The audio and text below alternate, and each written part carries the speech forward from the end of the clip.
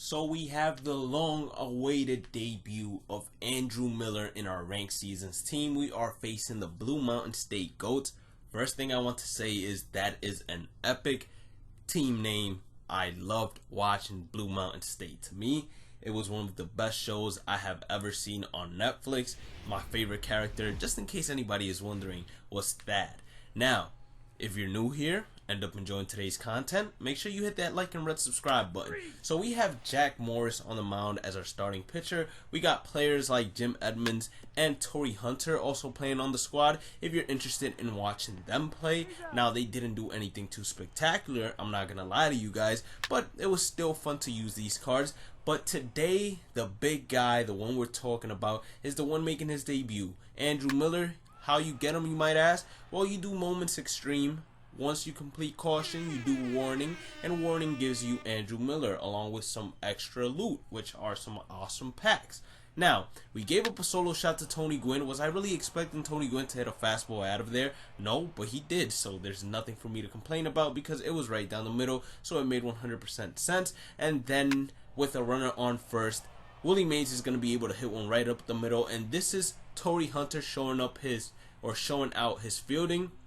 If it was any other center fielder that did not have diamond fielding, that ball would have most likely rolled to the wall and given him an extra run. Now, he was expecting an off-speed pitch inside since I had been painting the corners inside with off-speed pitches, but I threw him a fastball, got him to basically pop out. And I kid you not, Alan Trammell is the GOAT when it comes to being squared up and just lining out, because this kid cannot get a base hit or a home run or a double to save his life unless I swing late with him. I don't know what it is about his swing, or I don't know what it is about me squaring up pitches and not getting rewarded with him. And then Ken Griffey Jr., he's going to line out to the right fielder. Alan Trammell up once again, and you guessed it, the kid is still just going ahead and flying out, even though we're getting good wood on the ball, but it's perfectly fine. It's alright. Now we brought in Harmon Killebrew to actually pinch hit, and he's going to get a pitch right down the middle that he's going to smoke right back up the middle. Now, luckily for him, his fielder has diamond fielding, and this is where diamond fielding pays off. As you guys can see, that ball did not hit the wall. If it was any other tier, most likely would have hit the wall and most likely would have given me a run. And then Torrey Hunter, he's gonna roll over on this curveball and ground out to the first baseman. And now we have the man, the myth, the legend making his ranked seasons debut, Andrew Miller.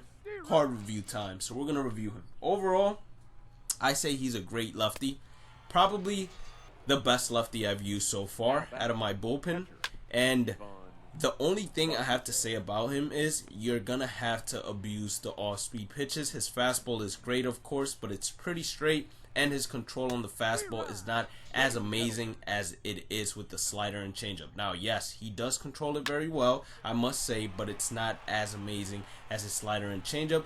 Versus lefties on lefties, he's nearly unhittable on Hall of Fame pitch speeds, as my opponent couldn't even pick him up. And then versus righties, if you throw an inside fastball and they're sitting fastball, or they're sitting fastball in general, then you might run into some trouble, especially if they're a good fastball hitter, because it's pretty flat. But other than that, I have to say that this is probably the best lefty that we do have in the game, as Aroldis Chapman to me is a little bit more hittable than him. And then Billy Wagner, his pitches pretty hittable as well, except for that curveball. To me, the curveball is probably the hardest pitch to hit from Billy Wagner, just because you're expecting either a 99 miles per hour fastball or a 90 plus miles per hour slider. Now, he's going to go ahead, hit another shot to the wall with Willie Mays, but he makes the mistake of going home here. Joe Morgan with the excellent relay throw to cut him off at home for the second out of the inning. And now Andrew Miller has to get himself out of that jam, and he does just that.